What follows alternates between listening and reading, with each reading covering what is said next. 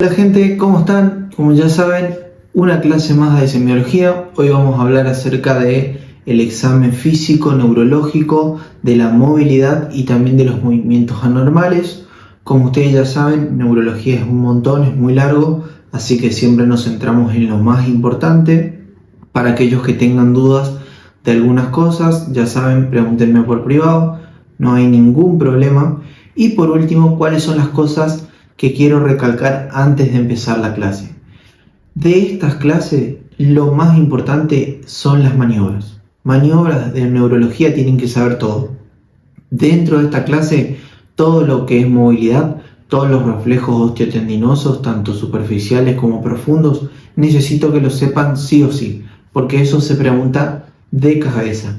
Lo último que les quiero recalcar es que por ahí la clase queda un poco larga porque yo anexé, digamos, dos clases teóricas en una para que podamos tener en una misma clase todo el contenido. Así que, sin más nada que agregar, vamos a compartir el Power. Prepárense un buen mate o café o agua, como siempre, y arranquemos. Para hablar de la semiología de la movilidad, primero tenemos que recordar que el paciente es uno solo, que el paciente es un todo y tenemos que hacer un examen general primero del sistema nervioso. ¿Qué vamos a englobar dentro de este sistema nervioso general? El estado de conciencia, algo que ya hablamos en la primera era, las facies, la actitud, el decúbito, la marcha y todo lo que entra bien profundo en esta clase, el trofismo, el tono y la movilidad, donde la movilidad la vamos a dividir en una actividad, digamos, en una movilidad activa voluntaria y en una movilidad involuntaria. La movilidad activa voluntaria más que nada hace referencia a la fuerza muscular y la movilidad involuntaria a todos los reflejos y actividades, digamos, del sistema nervioso autonómico. Ahora vamos a hablar del estado de conciencia. Como les dije hace un ratito, esto nosotros ya lo vimos en primera era de manera profunda, pero vamos a repasar. Dentro del estado mental o de conciencia tenemos que recordar el concepto de conciencia. La conciencia es un estado de percepción por parte del paciente donde este paciente tiene, digamos, un conocimiento de sí mismo y del ambiente.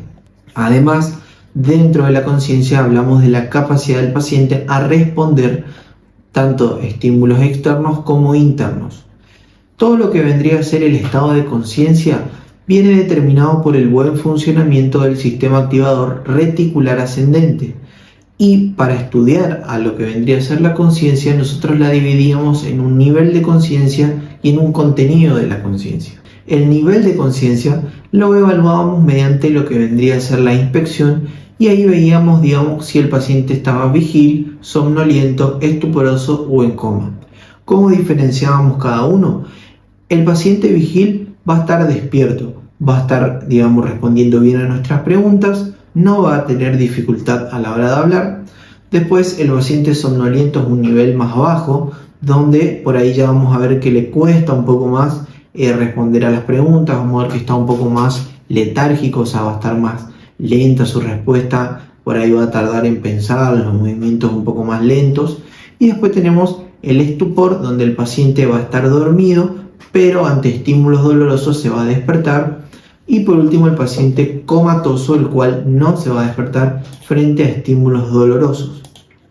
Después tenemos el contenido de la conciencia. Lo vamos a evaluar, como ya sabemos, digamos, mediante la anamnesis, y tenemos que evaluar la orientación alopsíquica y autopsíquica. Dentro de la orientación autopsíquica, fíjense que auto significa de, digamos, de uno mismo. Entonces el conocimiento de uno mismo. El paciente debe conocer quién es, su edad, su estado civil y un montón de características dentro de sí mismo, y nosotros podemos por ahí ver que el paciente tiene una falla en esta orientación cuando no se reconoce como tal o no reconoce partes de su cuerpo como tal. Después tenemos la orientación alopsíquica, la cual, digamos, alo hace referencia a todo lo que vendría a ser externo, o sea, quiénes son los demás, la orientación temporoespacial del paciente, quiénes lo acompañaron, cómo vino, quién lo trajo, cómo lo trajo, qué es lo que pasó, qué día es hoy, en qué hospital estamos, en qué, por ejemplo, en qué sala dentro del hospital, esas cositas nos hacen interpretar una buena o una mala orientación alopsíquica. Una vez que nosotros mediante la anamnesis evaluamos esto, podemos clasificar al paciente en lúcido, confuso u obnubilado. El paciente lúcido es el paciente que está vigil, que puede responder, digamos, bien, o sea, orientado auto y alopsíquicamente. El paciente que está confuso vamos a ver que tiene una alteración en lo que vendría a ser el contenido de la conciencia, pero con un buen nivel de conciencia, o sea, va a estar vigil, pero el contenido, o sea, la orientación auto y alopsíquica va a estar afectada. Y por último, tenemos el paciente obnubilado, el cual va a tener una disminución en lo que vendría a ser la atención y un deterioro por ahí de la memoria. No va a saber cómo llegó al hospital, no va a saber por qué está internado, no va a acordarse qué le pasó ni quién lo trajo. Además, dentro de la evaluación de conciencia, nosotros tenemos una escala que les puse acá, y dentro de las primeras clases habíamos hablado bien de esta escala, que es la escala de coma de Glasgow, que nos permite, digamos, evaluar la conciencia del paciente a nivel global a través de 3 parámetros: la apertura ocular, la respuesta verbal y la respuesta motora. Ante estos estímulos vamos a tener, dependiendo de cada respuesta, un puntaje. Por ejemplo, si la respuesta ocular es espontánea, o sea, nosotros entramos a la habitación o vemos que el paciente ante algún movimiento mueve los ojos, abre los ojos, el puntaje es 4. Si nosotros tenemos que pedirle al paciente que abra los ojos, ahí el puntaje es 3. Si abre los ojos recién ante un estímulo doloroso, ahí recién es 2. Y si no abre, el puntaje mínimo es 1. Tenemos que recordar que, digamos, el mínimo del Glasgow es 3, no 0. Y, digamos, cuando nosotros hablamos de un Glasgow o una lesión cefálica severa, cuando hablamos de un paciente en coma, el Glasgow puede estar entre 3 a 8. Después, si hablamos de una lesión moderada, el Glasgow va a estar entre 9 y 12. Y cuando hablamos de una lesión leve, entre 13 y 15. Ante un daño cerebral, el paciente puede adoptar 2 posiciones que no se suelen preguntar mucho, pero es importante que sepamos. Una posición de decorticación, donde el paciente adquiere una posición donde tiene una aducción y rotación interna de los brazos, como vemos en la foto, y tiene extendidas las piernas. Y después, cuando el paciente agarra una posición de descerebración, vamos a ver que está con los codos extendidos, digamos, y las muñecas, digamos, y las manos hacia afuera, y va a tener las piernas extendidas, rotadas obviamente hacia adentro, como vemos en la foto. Y esta posición nos dice que hay un daño debajo del núcleo rojo, por ejemplo en el tronco, o un daño cerebral mucho más, digamos, severo. Y esto es lo más importante con respecto al estado de conciencia. Después vamos a ver que acá van a ir apareciendo diferentes fases, y lo que tenemos que recordar es cómo describíamos cada una. Vamos a tener una fase de parálisis facial periférica, una de una hemorragia cerebral, una de Parkinson, una miasteniforme y una de Claude-Bernard-Horner. ¿Para qué nos sirve esto? Para imaginarnos, o por lo menos para pensar en alguna causa. ¿Cómo describíamos una fase? Yo les voy a dar un ejemplo. En el caso de una parálisis facial periférica, vamos a ver que este paciente tiene un borramiento del surco nasogeniano en el lado afectado, una comisura labial desviada hacia el lado sano, asimetría en la boca, borramiento de las arrugas en la frente y lo que vendría a ser el lagos talmos o la epífora en el lado afectado. Recuerden que la parálisis facial periférica se da por una lesión en el nervio facial. Así tienen que saber describir todas las fases. Por último, recuerden que el síndrome de Claude-Bernard-Horner, y esto fue pregunta de examen, tiene ptosis palpebral, anhidrosis, miosis y enoftalmia. Recuerden que en esta patología, en Claude-Bernard-Horner, hay una destrucción en el plexo simpático cervical. Después tenemos acá lo que vendría a ser la actitud y el decúbito, donde acá vamos a ver que hay una actitud pasiva y una actitud activa. La actitud es la posición que adopta el paciente. Como dijimos, la actitud o el decúbito puede ser activo o pasivo. Cuando hablamos de una posición activa, quiere decir que el paciente puede cambiar de posición a gusto. Puede ser que el paciente le dé igual como esté o prefiera estar de alguna forma para aliviar el dolor o, digamos, porque le es más cómodo respirar. Después tenemos la actitud pasiva, donde el paciente se ve obligado a adoptar esa posición y lo vamos a ver en diferentes patologías, como por ejemplo la posición de gatillo de fusil que vemos acá en la imagen, donde este paciente tiene los miembros inferiores flexionados sobre lo que vendría a ser el abdomen y la cabeza en hiperextensión. ¿Por qué se da esta posición? Por meningitis, o sea, por una irritación e inflamación de las meninges. Después tenemos la actitud del parkinsoniano o del paciente que padece Parkinson. Recuerden y busquen esto porque se puede preguntar la diferencia entre enfermedad de Parkinson y síndrome parkinsoniano. Les dejo de tarea. El parkinsoniano, el paciente con Parkinson, vamos a ver que tiene una posición, un andar, o sea, una marcha característica. Este paciente va a tener el tronco y la cabeza inclinados hacia adelante, los brazos bien pegaditos al cuerpo, las manos y los dedos tanto temblorosos como en esta posición de cuentamonedas. Y también vamos a ver que el paciente tiene una mirada fija, parpadea poco y se mueve lento. Después vamos a ver ahora en marcha que el paciente parkinsoniano se mueve en bloque, o sea, va caminando y no da vuelta a la cabeza y el tronco solamente, sino que se da todo vuelta y va caminando. Y recuerden siempre todo lo que vendría a ser el movimiento de la mano en cuentamonedas. No quiere decir que tenga plata, sino que hace así. Después tenemos la actitud hemipléjica por hemorragia. Esta es muy característica porque el paciente va a tener asimetría facial, el miembro afectado, de ese lado, va a estar paralizado, el antebrazo va a estar flexionado sobre el brazo y el miembro inferior va a estar recto y puede tener también abducción y rotación interna de lo que vendría a ser el pie. Recuerden, esto lo vimos en las primeras clases, yo les recomiendo que peguen un repaso. Y por último, la actitud atáxica que se da en pacientes con alteración en el laberinto o en el cerebelo. Y vamos a ver que el paciente, como que abre las piernas para no perder el equilibrio y para caminar por ahí se balancea, se inclina de un lado hacia otro. Después tenemos los decúbitos, que ya venimos viendo hace rato, la ortopnea, que es la disnea al acostarse, el paciente va a estar, va a preferir dormir sentado, la plegaria maometana o posición genupectoral en posición en derrames pericárdicos, y el opistótonos, la contractura de los músculos extensores. Ahora vamos a ir a lo que vendría a ser marchas.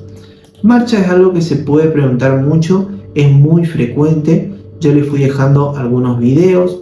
Fíjense, acá tenemos, por ejemplo, una marcha que es la marcha miopática de Pato, por ejemplo. Yo les voy a ir dejando videitos para que ustedes puedan memorizar de manera más sencilla las marchas. Acá tenemos la marcha miopática o marcha de Pato. ¿Por qué se llama miopática? Porque se da en lo que vendrían a ser miopatía, o sea, enfermedades de los músculos. Y vemos que el paciente balancea su tronco de izquierda a derecha. Suelen tener hiperlordosis, o sea, hay un aumento en la curvatura de la espalda por la debilidad de los músculos abdominales. Hay flexión de la cadera por la debilidad de los músculos extensores. Hay hiperextensión de la rodilla y el paciente camina, en puntitas por engrosamiento y acortamiento de un músculo denominado tríceps sural. Esto tienen que saber describir las marchas. No se suele preguntar mucho, pero yo aconsejo que sepan por las dudas. Después tenemos acá la marcha del parkinsonismo y la hemipléjica, como les dije hace un ratito. La marcha del paciente parkinsoniano, como les dije, es en bloque. El paciente se mueve, con los brazos adosados al tronco y el movimiento de cuentamonedas. Y después los pasitos cortos y lentos. La marcha hemipléjica o marcha helicoidal de Todd, vamos a ver que se produce principalmente por hemorragia, o sea, por ACV, o también, por isquemia cerebral, donde el paciente se moviliza lentamente con el miembro inferior enfermo en forma de semicírculo. O sea, lo que hace es, con el miembro que está afectado, el miembro inferior, hace como una guadaña, y tiene el miembro superior flexionado, de ese lado, y el miembro inferior lo que hace es como una guadaña. Arrastra el pie por el borde, externo y la punta, y como les dije, el miembro superior está pegadito al dorso y en flexión. A veces también la mano está como comprimiendo y hay que ponerle una pelotita de esas antiestrés para que el paciente con las uñas no se lastime la mano. Después tienen en la siguiente diapositiva, tenemos la marcha atáxica. Como les dije, el paciente va, digamos, aumentando la base de sustentación, o sea, va haciendo estos movimientos de un lado hacia el otro por la inestabilidad que tiene en el cuerpo por la afectación en el cerebelo, ¿sí? Y después tenemos lo que vendría a ser la marcha en este page, donde el paciente levanta lo que vendría a ser de manera exagerada la pierna afectada. La punta roza el suelo y lo que hace es levantar exageradamente esa pierna porque si no se cae.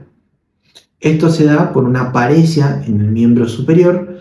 Tienen que saber esos conceptos, paresia, plejía. Creo que el doctor Cristian ya les dio eso, así que eso es algo que tienen que saber al momento de hablar de cada patología. Ahora vamos a lo importante, digamos, de esta clase, la movilidad. Dentro de la movilidad dijimos que vamos a evaluar el tono, el trofismo, la movilidad activa voluntaria y la movilidad involuntaria. Dentro del trofismo, ¿qué es el trofismo? El trofismo es el estado nutricional de los músculos. Entonces vamos a tener, digamos, situaciones donde el músculo puede estar hipertrófico, en el caso de aquellas personas musculosas, hipotrófico o atrófico. Recuerden siempre que en estos casos vamos a tener causas. Vamos a tener causas de atrofia, hipotrofia o amiotrofia y después causas de hipertrofia muscular.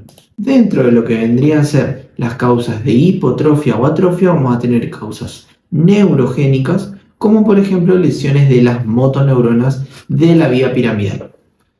Estas, digamos, lesiones provocan que haya una asimetría en el cuerpo a predominio de los miembros distales y se asocia, digamos, porque el paciente va a presentar una reducción en la fuerza, hipotonía, va a tener arreflexia en los miembros y fasciculaciones, que son, digamos, contracciones de los músculos aislados. Después tenemos patologías de tipo miogénica, o sea, que afectan al músculo, no a los nervios. Por lo tanto, tenemos que saber que la simetría, digamos, va a estar conservada en el cuerpo. La patogenia que va a presentar el paciente va a tener fuerza disminuida, pero va a corresponder con la atrofia muscular. Los reflejos tendinosos van a estar ausentes cuando haya atrofia, no cuando haya hipotrofia. No va a tener alteraciones sensitivas, algo importante, al igual que la neurogénica, en esto se parecen. Y por último, vamos a tener pérdida de la respuesta idiomuscular. Y después tenemos lo que vendrían a ser las causas reflejas o por desuso, cuando está afectada una articulación, como no usamos los músculos, se van a atrofiar. Y después tenemos las causas de hipertrofismo, como por ejemplo la fisiológica, a causa de lo que vendría a ser un aumento en la intensidad de los ejercicios, por ejemplo, en aquellas personas que van al gimnasio, que hacen ejercicios de fuerza y demás. Y después tenemos las miopatías, que, digamos, los pacientes pueden tener una hipertrofia general o localizada en diferentes lugares del cuerpo. Dentro de la general tenemos la enfermedad de Thomsen y dentro de la local una miopatía braquial. Esto nunca se preguntó todavía, yo se los nombro porque se da en clase, pero dentro de lo que nosotros necesitamos saber es con respecto al tono. El tono es el estado de semicontracción de los músculos y vamos a evaluarlo mediante la inspección y mediante los reflejos.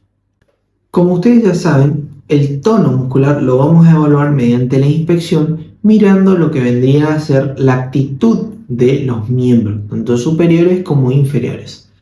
Si, digamos, hay un estado de hipertonía, los músculos van a estar en actitudes de flexión o extensión. Sin embargo, cuando el paciente está hipotónico va a tener como los miembros así todo caídos sobre la cama o digamos en cualquier posición porque no hay fuerza muscular, no hay un estado de semicontracción. Por eso yo les puse acá lo que vendría a ser este bebé, porque ustedes van a ver después en pediatría que digamos cuando ponemos al bebé de una forma, digamos tiene el estado de semicontracción. Y ustedes también, a veces nosotros estamos parados y tenemos que saber que hay músculos agonistas y antagonistas que nos mantienen, digamos, erectos gracias a ese estado de semicontracción. Después tenemos que evaluar el relieve de las masas musculares mediante la inspección. Como ya sabemos, en una hipertrofia va a estar más marcado, más definido el músculo, y en una hipotrofia vamos a tener como una parte lisa donde no hay relieves o definición muscular. Después tenemos que palpar y para eso tenemos maniobras. La palpación, en el caso de un paciente que tenga hipertonía, va a estar el músculo duro, y una hipotonía va a estar blando, depresible. También va a estar, digamos, la flexibilidad va a estar aumentada, la extensibilidad de los miembros también va a estar aumentada en caso de hipotonía, y va a estar reducida en el caso de una contractura o una hipertonía muscular. Con respecto a las maniobras para evaluar el tono, vamos a tener en esta primera maniobra lo que vendría a ser la evaluación del tono muscular. Estas maniobras son fáciles de escribir porque todo lo que vendría a ser la posición del paciente es general, o sea, está en decúbito dorsal con los miembros extendidos, y el examinador con el dedo índice y pulgar e índice lo que hace es pellizcar las masas musculares o pinzarla para apreciar la consistencia. Solamente esa es la maniobra. Después vamos a tener la maniobra de talón isquion, que nos sirve para ver, digamos, lo que vendría a ser el grado de hipertonía o de hipotonía. ¿En qué consiste esta prueba? El examinador toma la pierna del paciente que está en decúbito dorsal y flexiona, digamos, la pierna sobre el muslo para tratar de acercar lo que más se puede el talón hacia lo que vendría a ser el isquio. En el caso de que haya una hipotonía, el talón va a tocar el isquio. Fíjense, prueben con algún amigo, en condiciones normales esto no sucede. Después tenemos la prueba de extensor del codo, donde lo que pedimos es que el paciente trate de apoyar la mano entera sobre el hombro. En condiciones normales esto no se da, o digamos solo tocan los dedos, pero la palma es muy difícil que toque el hombro. Y después tenemos la prueba de Andrew Thomas, que esta es muy preguntada porque nos permite evaluar los miembros superiores. ¿Cómo describimos esta maniobra? El examinador se va a encontrar de pie por detrás del paciente y lo que hace es tomar al paciente por la cintura y hacer movimientos de rotación. Si hay, por ejemplo, una hipotonía, vamos a ver que los miembros superiores van a oscilar. Si hay una hemihipotonía, vamos a ver que el lado hipotónico es el que va a oscilar y el otro no. Si hay una hipertonía, vamos a ver que, digamos, el movimiento va a ser como muy rígido. Y si hay una hemihipertonía, vamos a ver, digamos, que uno de los miembros se mueve normalmente y el otro no. Después tenemos acá la prueba de Stewart-Holmes. ¿En qué consiste esta prueba? En pedirle al paciente que haga un movimiento de flexión entre el antebrazo y el brazo, y nosotros como médicos oponernos a este movimiento. Lo que hacemos es pedirle que le haga la fuerza, nos oponemos y vemos que cuando soltamos, él, digamos, como que vuelve y deja, digamos, el brazo en la misma posición.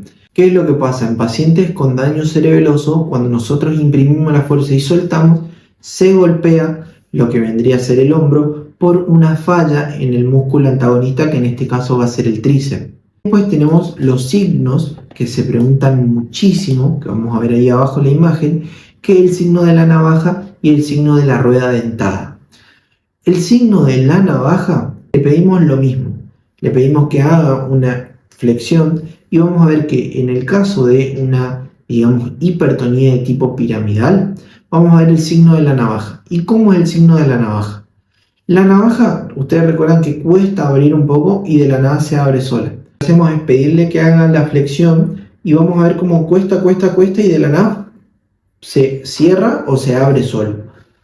Y después vamos a ver el signo de la rueda dentada, donde esto se da por una rigidez, por una hipertonía a nivel extrapiramidal, y vamos a ver que esto se ve también en pacientes con Parkinson. ¿Cómo se da esto? Le pedimos que flexione y vamos a ver que el movimiento es así, como que, digamos, como en una rueda. O sea, es como que va venciendo, digamos, de manera progresiva la fuerza, pero no es continuo como el de la navaja.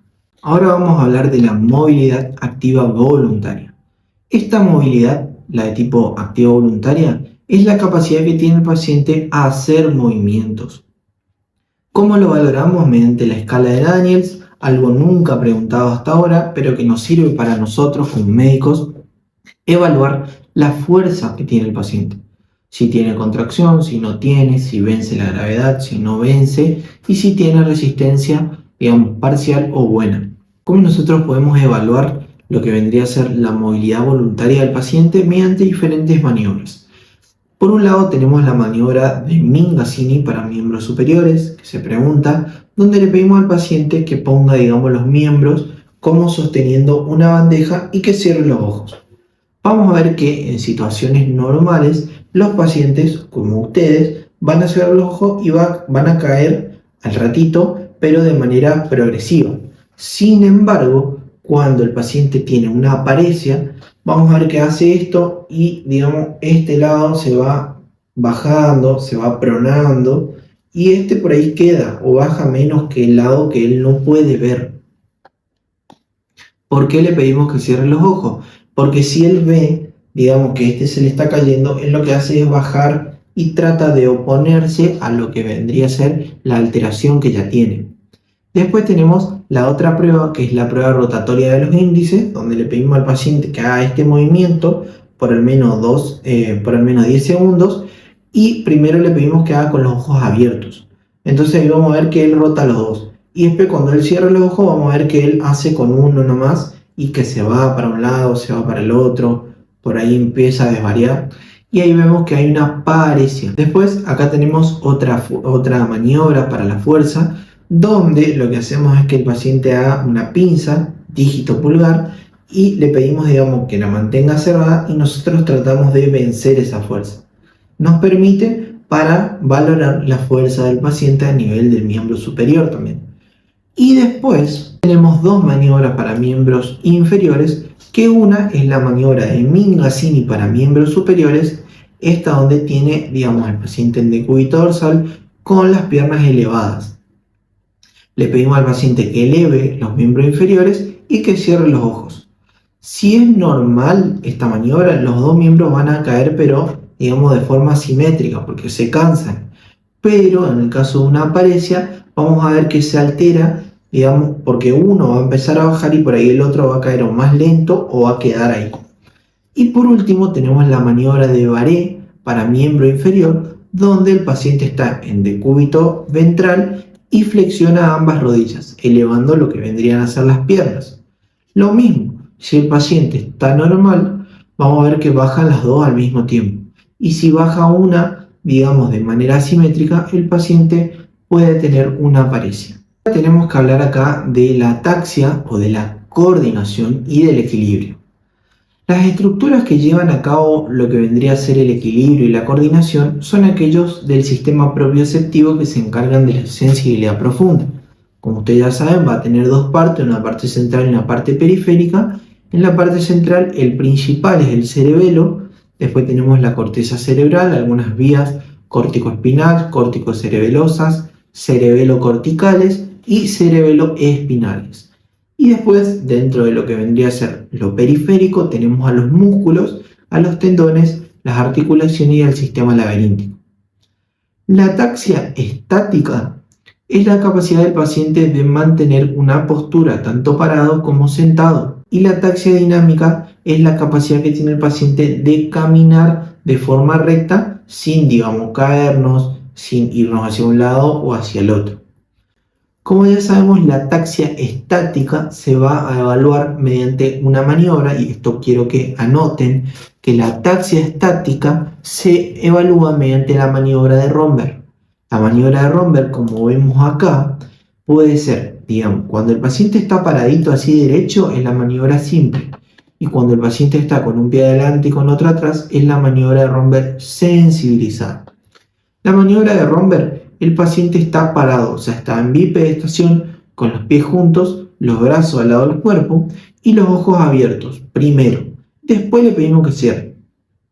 El explorador se va a ubicar atrás, con los brazos, digamos, como que un poco más lejos del paciente, pero para sostenerlo. Porque le vamos a pedir al paciente que cierre el ojo, y si el paciente tiene una ataxia, el paciente se va a caer hacia uno de los dos lados. Vamos a ver que el paciente está así, le decimos cierre los ojos y él cierra y vamos a ver que se cae para un lado. Y ahí nosotros lo tenemos que agarrar. Si el paciente da positivo acá, se denomina signo de Romberg positivo. O sea, el paciente tiene una ataxia.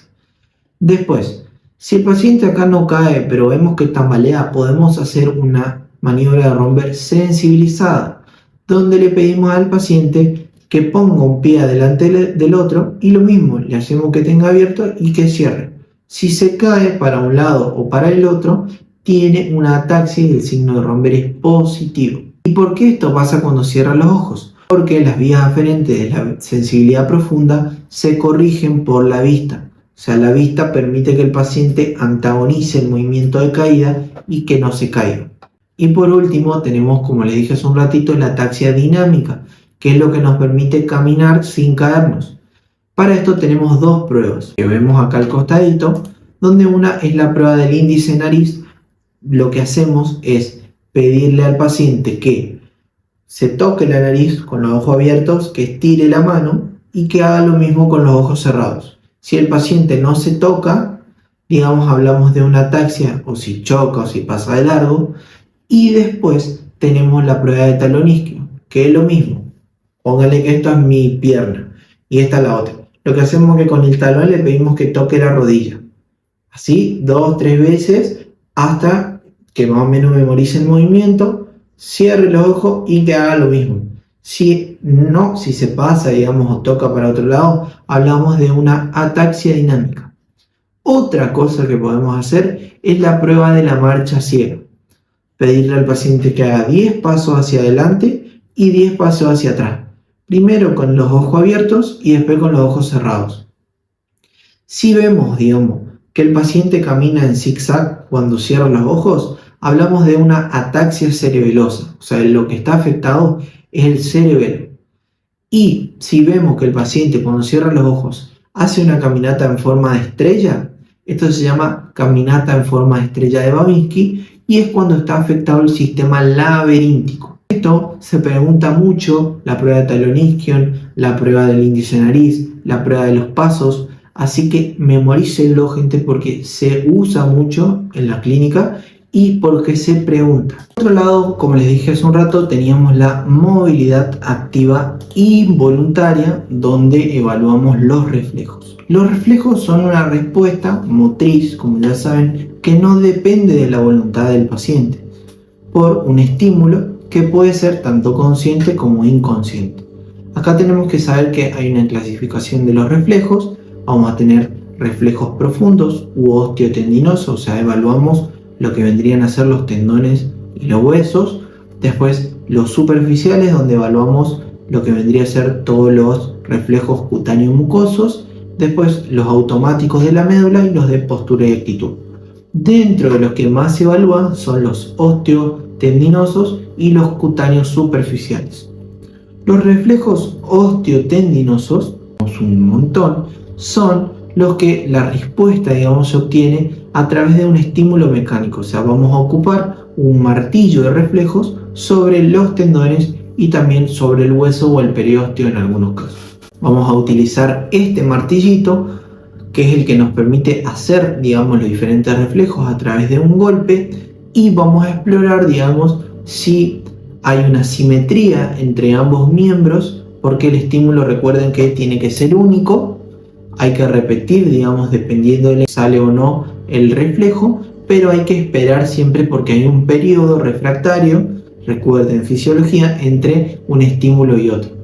El músculo, como ya saben, para hacer el reflejo tiene que estar relajado y tiene que estar estirado. El paciente no tiene que estar pensando en que nosotros le vamos a hacer lo que vendrían a ser los reflejos.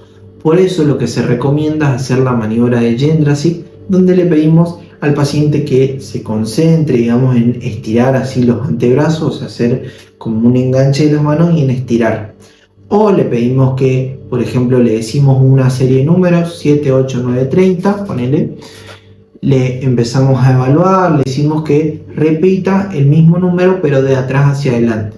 Y en ese momento hacemos lo que vendría a ser el estímulo para desencadenar el reflejo. ¿Para qué les puse esta imagen acá de las metámeras?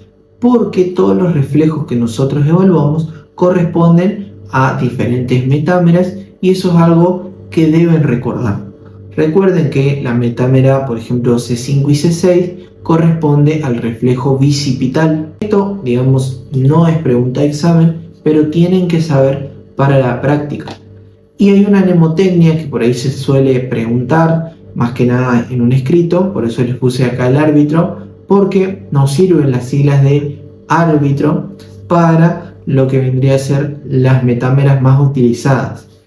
A de el reflejo aquiliano para el tendón de Aquiles, donde evaluamos la metámera S1, el reflejo rotuliano muy conocido, que evaluamos lo que vendrían a ser la L2, L3 y L4, después el reflejo bicipital, donde evaluamos C5 y C6, como les dije hace un ratito, y el tricipital, donde evaluamos C7 y C8. Eso es muy importante que recuerden, como les digo, no se pregunta, pero sirve. Dentro de los reflejos que nosotros vamos a ver acá, vamos a tener el reflejo, por ejemplo, nasopalpebral. Lo que vamos a hacer es percutir entre ambas arcadas superciliares y lo importante de estos reflejos, gente, es que tenemos que saber qué es lo normal. Acá lo normal es que al percutir acá, el ojo se cierre. ¿Cuál es la vía, digamos, aferente que manda lo que vendría a ser la información para que se cierre? La vía trigeminal. Y la vía eferente, o sea, los músculos que se cierran están comandados por el nervio facial. Por lo tanto, digamos, la vía es trigeminofacial y el centro que se encarga de, digamos, regular esto es la protuberancia. Eso se pregunta muchísimo, más que nada en los orales. Después tenemos el reflejo superciliar, donde percutimos en el tercio interno de la arcada superciliar y lo que hacemos es, digamos, una oclusión homolateral de ese lado. También está regulado por el trigémino de manera aferente y deferente por el facial. También el centro es la protuberancia. Después tenemos el reflejo masseterino, que lo que hacemos es colocar un dedo, pedimos al paciente que mantenga la boca entreabierta y lo que hacemos es percutir sobre el labio inferior y el dedo. Lo que pasa acá es que el paciente tiene que cerrar la boca. La vía aferente es el nervio trigémino y la vía eferente también es el trigémino y el centro es la protuberancia. Después, como ven acá, tenemos el reflejo tricipital con el paciente sentado y también se puede hacer con el paciente acostado. Estos reflejos son muy vistos en la tele, en las películas, pero lo que tenemos que saber es que tenemos que percutir siempre donde está el tendón del tríceps, o sea, por encima del olecranon del cúbito. No importa si el paciente está sentado o acostado, nosotros tenemos que saber dónde percutir. Lo normal es que el paciente extienda el codo y que el centro del tendón del tríceps, el centro es de 7. Eso es muy importante, no importa si el paciente está acostado o sentado, eso depende del paciente si puede sentarse o no, y es muy importante saber dónde percutir. Al igual que el reflejo bicipital, el paciente, digamos, lo que tenemos que hacer es extender el antebrazo descansando en una ligera flexión sobre la mano y el antebrazo del examinador, o sea, nosotros vamos a sostener y vamos a percutir acá, en la flexura del codo. ¿Cuál es la idea de esto? Que el paciente a la percusión flexione el codo. Y el centro es C5 y C6, como hablamos hace un ratito. Después tenemos el reflejo estilo radial, que lo que hacemos es, digamos, con el paciente, el antebrazo del paciente en ligera flexión, descansando el borde cubital sobre la mano del examinador, percutimos en la apófisis estiloides del radio. Lo que va a pasar acá es que haya una flexión del antebrazo, una flexión del palmar de los dedos y una supinación de la mano. Y el centro es C6. Después tenemos el reflejo cúbito pronador, donde colocamos, digamos, al paciente con el antebrazo supinado y lo, digamos, sostenemos con nuestra mano y percutimos en la apófisis estiloides del cúbito.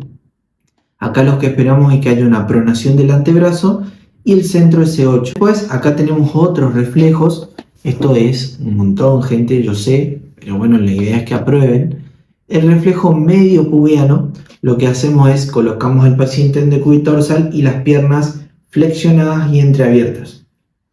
Y percutimos sobre la sínfisis del pubis. Acá lo que esperamos es que haya un acercamiento de las rodillas al momento de la percusión y el centro de esto esté de T10 a T12 y L2. Después tenemos el reflejo patelar, donde el paciente está acostado, y también podemos hacerlo sentado, que eso es lo más famoso, digamos. Sentado es lo que más se ve en las películas. Es lo mismo, cuando el paciente está acostado, lo que hace el examinador es ubicar el antebrazo en lo que vendría a ser la articulación de la rodilla, por abajo, y lo que hacemos es percutir sobre el tendón rotuliano debajo de la rodilla.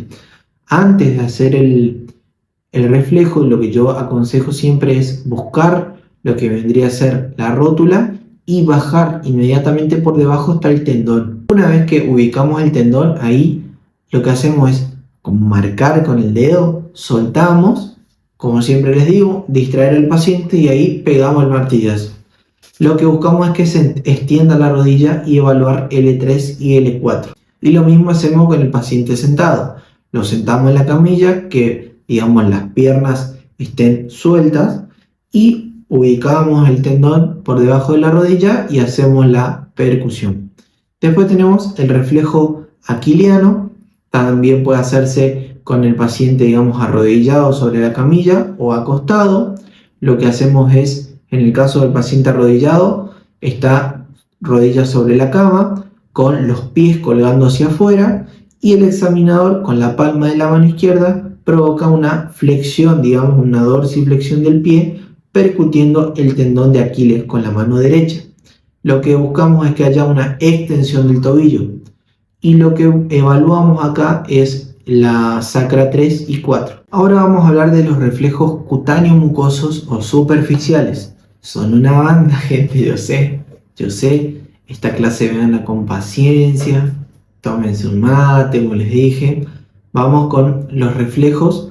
Estos no se utiliza el martillo, utilizamos cosas como más suaves, o por ahí la punta del martillo se utilizan para algunas cosas. Ustedes van a ver que su martillo tiene como una tuerquita acá, y para eso sacamos como un alfiler, que es el reflejo corneano o corneopalpebral, donde el paciente mira hacia arriba y el explorador se acerca al ojo desde afuera, y lo que hace es colocar, digamos, esta puntita con una puntita de algodón. Lo que hace es tocar la córnea con un pedacito de algodón en esta puntita y provocar la oclusión palpebral.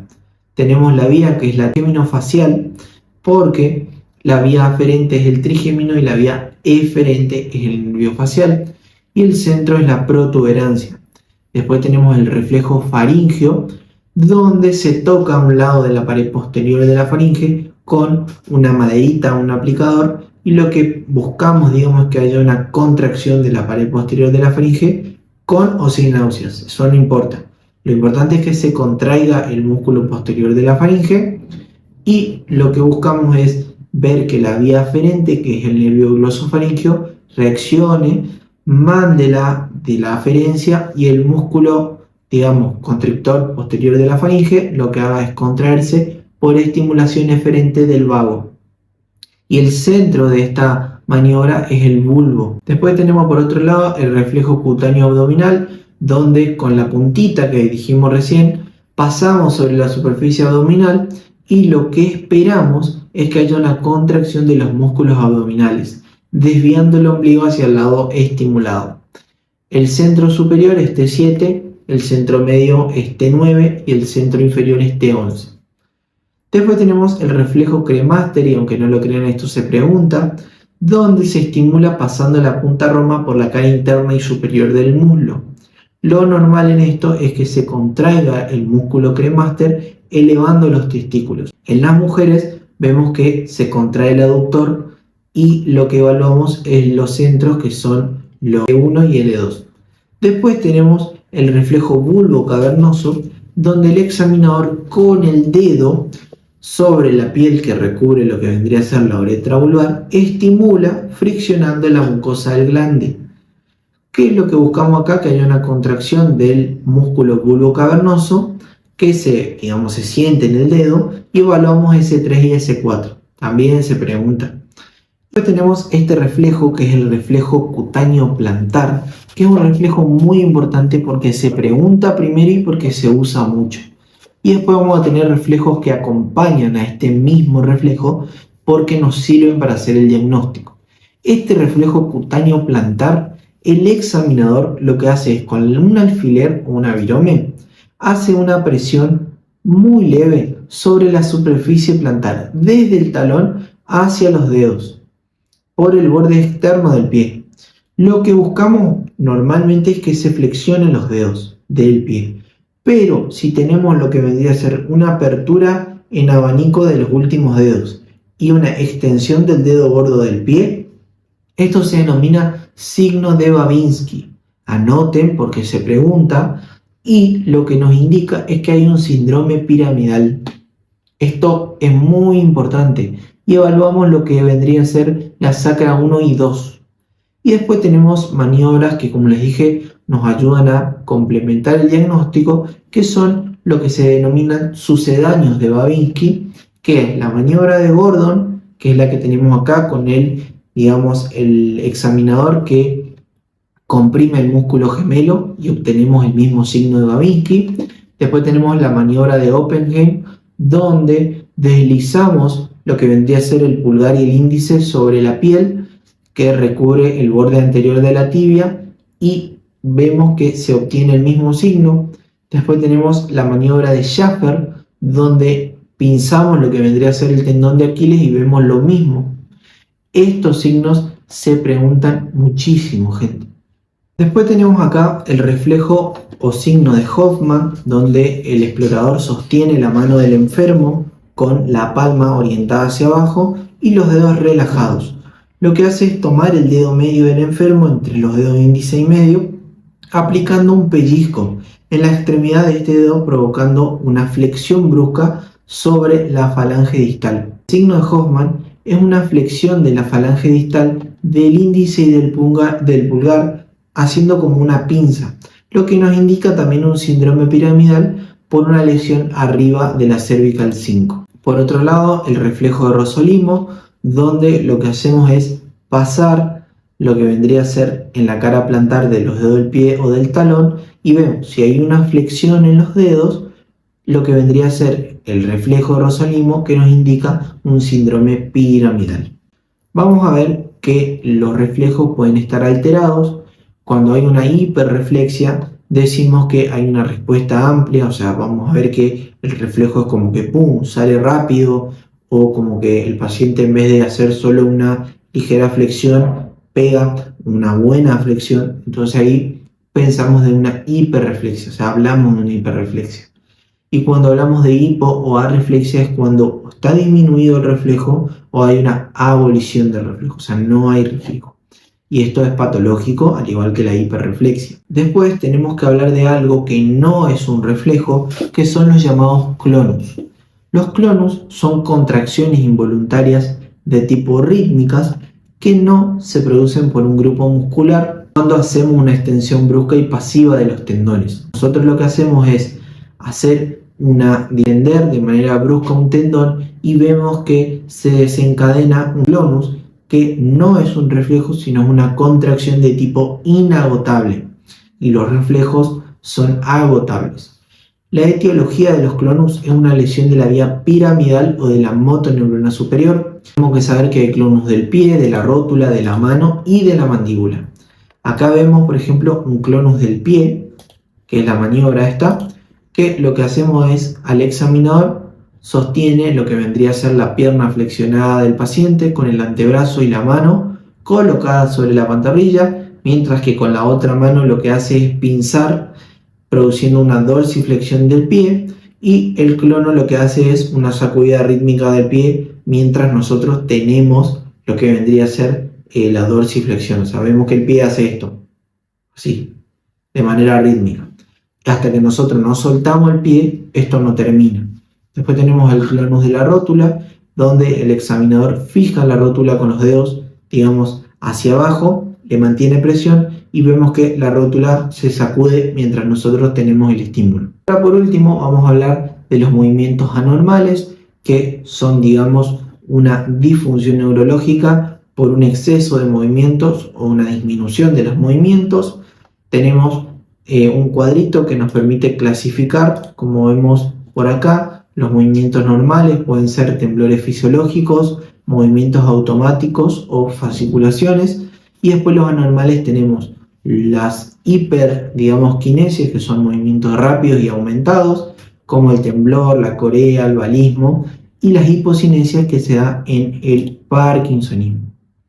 Los trastornos del movimiento se van a dar por alteraciones en los ganglios de la base. Es muy importante porque estos pacientes tienen alteración del tono muscular, o sea, pueden tener hipertonía, hipotonía o distonía, alteración en el movimiento voluntario, o sea, hiperquinesia o hipoquinesia, pérdida del movimiento autonómico y pérdida de los movimientos asociados.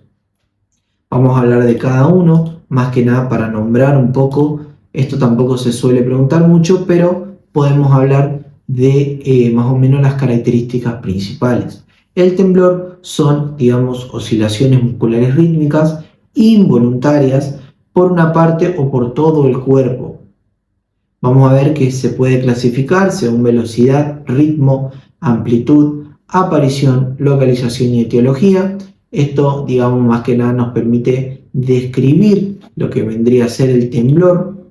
Después podemos ver los tipos de temblor: el parkinsoniano, el fisiológico, el cerebeloso, esencial y por enfermedad de Wilson, que por su localización, características y dónde se encuentra la lesión, los vamos a diferenciar.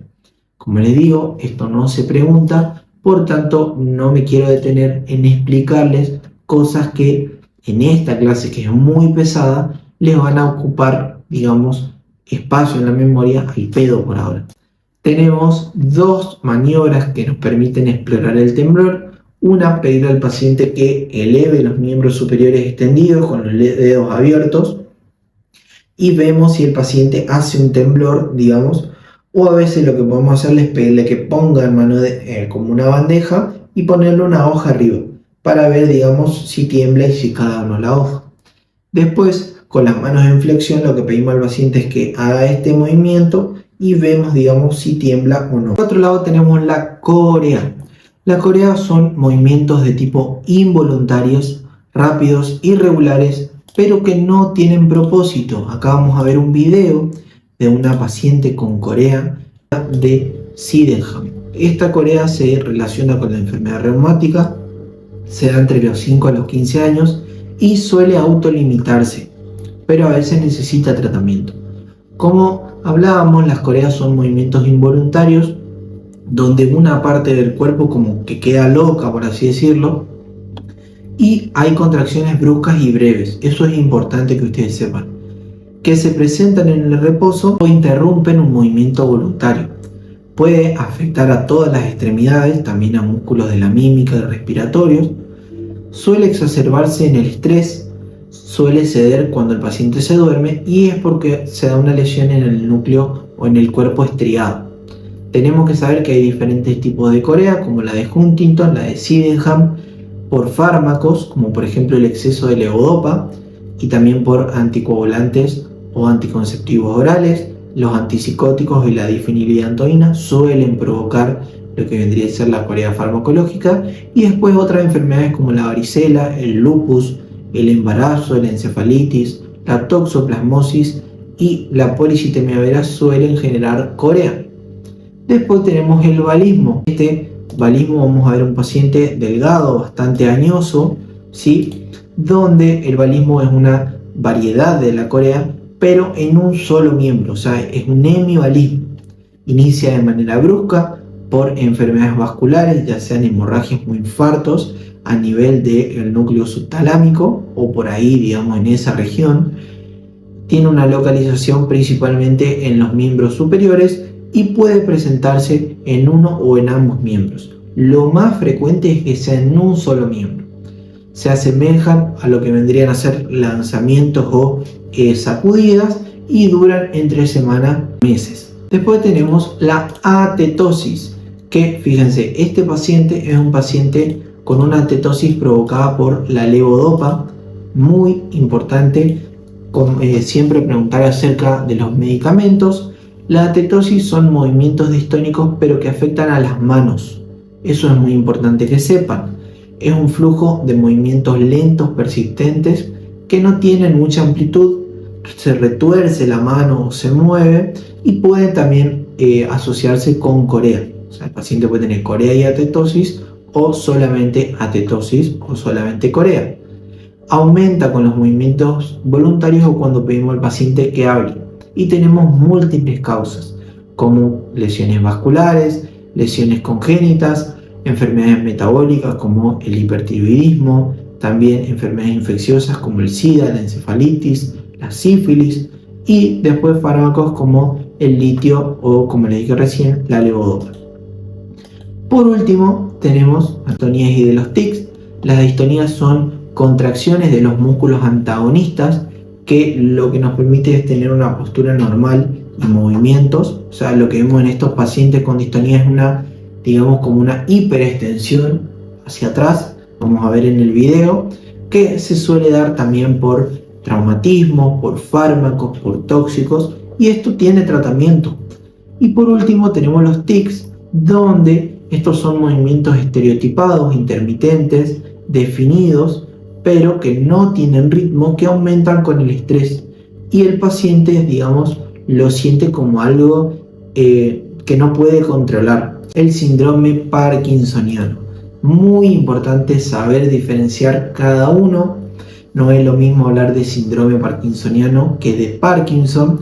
Busquen la diferencia. Síndrome parkinsoniano es un síndrome caracterizado por temblor en reposo, rigidez, o sea, signo de rueda dentada, recuerden, y bradi o hipocinesia, o sea, dificultad para iniciar el movimiento. Acá vemos una vez más las marchas en paciente con Parkinson. Tenemos dos videos para que quede bien clarito cómo se mueve. Y con eso, gente, terminamos esta clase larga y pesada de movimientos normales y anormales en el sistema nervioso. Como siempre les digo, cualquier cosita, cualquier duda me preguntan por WhatsApp. Acá ustedes son los que necesitan, digamos, salir bien. Así que, como siempre les digo, a meterle ficha, confíen en lo que estudian y vamos que se puede aprobar. No es difícil esta materia, es larga. Así que, como siempre les digo, vamos a lo importante, repasen muy bien lo que dimos en esta clase, sepan las maniobras, sepan, digamos, qué evaluamos en cada maniobra y por último, sepan las causas que fuimos nombrando. No se suelen preguntar mucho, pero nunca está de más en semiología hablar de causas.